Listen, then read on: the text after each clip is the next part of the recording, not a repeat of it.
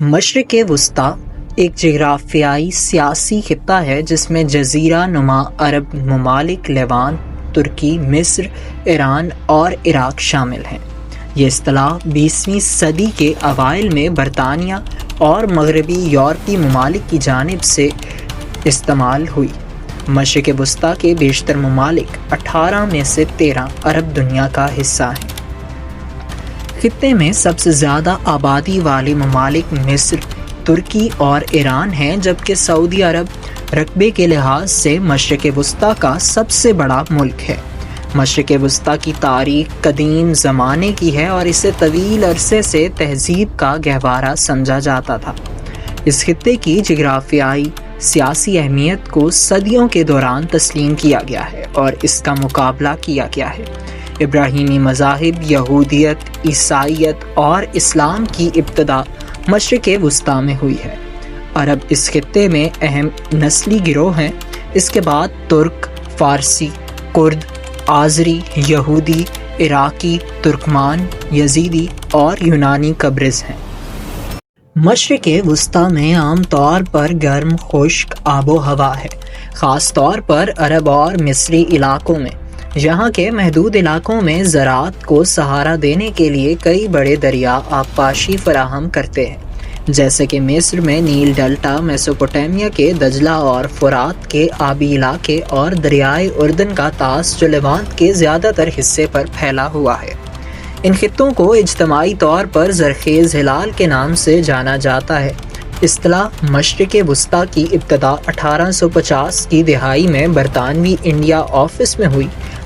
یہ اس وقت زیادہ مشہور ہوا جب ریاستہائے متحدہ کے بحریہ کے حکمت عملی ساز الفریڈ تھائر مہان نے 1902 میں عرب اور ہندوستان کے درمیان علاقے کو مختص کرنے کے لیے اس اصطلاح کا استعمال کیا۔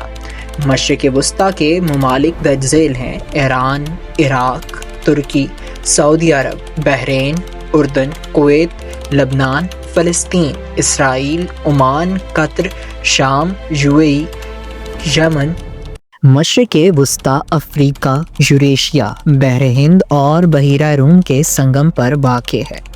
مشرق وسطیٰ وسیع پیمانے پر اور سب سے مشہور تہذیب کے گہوارے کے طور پر جانا جاتا ہے۔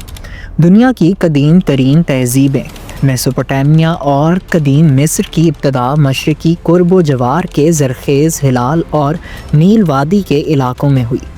4 صدی عیسوی کے بعد سے مشرق وسطیٰ اس وقت 2 اہم طاقتوں بازنطینی سلطنت اور ساسانی سلطنت کا مرکز بن گیا۔ اسلامی سنہری دور 7ویں صدی عیسوی میں خطے پر اسلامی فتح کے ساتھ شروع ہوا۔ جدید مشرق وسطیٰ کا قیام پہلی جنگ عظیم کے بعد ہوا، جب سلطنت عثمانیہ، جو کہ مرکزی طاقتوں کے ساتھ اتحادی تھی، برطانوی سلطنت اور ان کے اتحادیوں کے ہاتھوں شکست کھا گئی اور ابتدائی طور پر برطانوی اور فرانسیسی مینڈیٹ کے تحت کئی الگ الگ اقوام میں تقسیم ہو گئی۔ اس تبدیلی کے دیگر وضاحتی واقعات میں 1948 میں اسرائیل کا قیام اور 1960 کی دہائی کے آخر تک یورپی طاقتوں، خاص طور پر برطانیہ اور فرانس کی بالآخر رخصتی شامل تھی۔ 1970 کی دہائی کے بعد سے امریکہ کا اثر و رسوخ بڑھ گیا۔ 20ویں صدی میں خطے کے خام تیل کے اہم ذخائر نے اسے نئی اسٹریٹجک اور اقتصادی اہمیت دی۔ تیل کی بڑے پیمانے پر پیداوار 1945 کے آس پاس شروع ہوئی۔ سعودی عرب، ایران، کویت، عراق اور متحدہ عرب امارات کے پاس تیل کی بڑی مقدار موجود تھی۔ تخمینی تیل کے ذخائر خاص طور پر سعودی عرب اور ایران میں دنیا میں سب سے زیادہ ہیں اور بین الاقوامی تیل کارٹیل اوپیک کا مشرق وسطیٰ کے ممالک پر غلبہ ہے۔ مشرق وسطیٰ میں بولنے والوں کی تعداد کے لحاظ سے عربی، فارسی، ترکی، کرد، جدید عبرانی اور یونانی 6 سر فہرست زبانیں ہیں۔ مشرق وسطیٰ میں تقریباً 20 اقلیتی زبانیں بھی بولی جاتی ہیں۔ مشرق وسطیٰ کی معیشتیں انتہائی غریب جیسے غزہ اور یمن سے لے کر انتہائی امیر ممالک جیسے قطر اور متحدہ عرب امارات تک شامل ہیں۔